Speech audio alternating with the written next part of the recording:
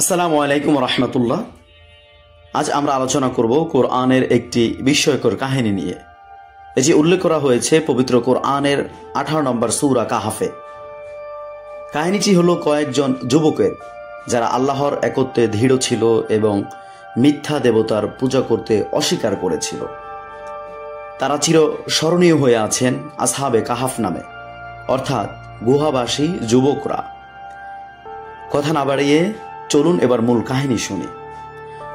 আজ থেকে বহু শত বছর আগে শাসন করেছিল এক অত্যাচারী সম্রাট দাকিয়ানুস। সে ছিল নির্দয় মূর্তি পূজা প্রচারক, আর যে কেউ এক আল্লাহর উপাসনা করলে তাকে হত্যা করত।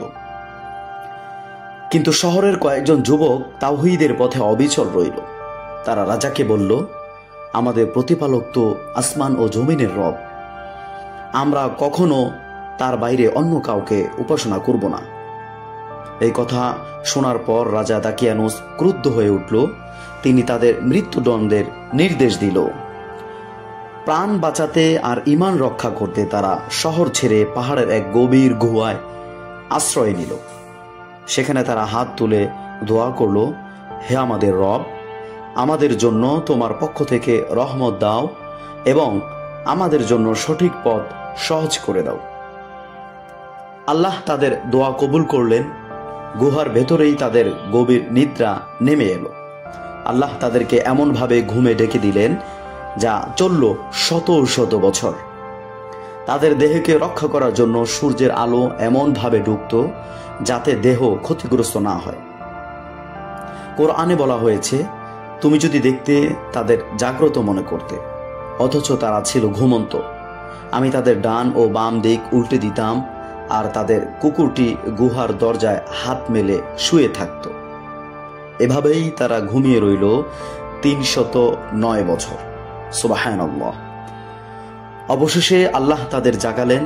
শত বছর পর যখন তারা ঘুম থেকে উঠল, তখন তারা একে অপরকে জিজ্ঞাসা করল, আমরা কতক্ষণ ঘুমালাম? হয়তো একদিন অথবা দিনের কিছু অংশ। এরপর তাদের মধ্য থেকে কেউ একজন খাবার আনতে শহরে গেল, কিন্তু শহরে গিয়েই সবাই অবাক হলো, কারণ এই যুবকের হাতে যে মুদ্রা ছিল তা তো বহু শত বছর আগের।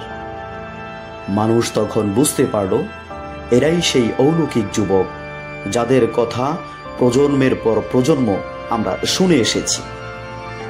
প্রিয় দর্শক বৃন্দু, আসহাবে কাহাফের কাহিনী আমাদের শেখায় সত্যের জন্য আত্মত্যাগ করতে হবে, চাপে নত স্বীকার করা যাবে না। যুবকেরাই সমাজের পরিবর্তনের শক্তি। আল্লাহর কুদরতের সামনে সময়, মৃত্যু, ঘুম, এমনকি ক্ষমতা সবকিছু ক্ষুদ্র ও নগণ্য। আল্লাহ তাআলা আমাদেরকেও তাওহীদের পথে অবিচল রাখুন।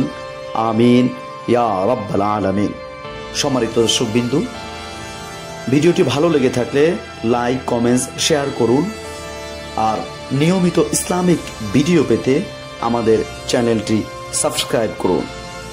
আজকের মতো বিদায় নিচ্ছি। ইনশাআল্লাহ দেখা হবে অন্য কোনো ভিডিওতে।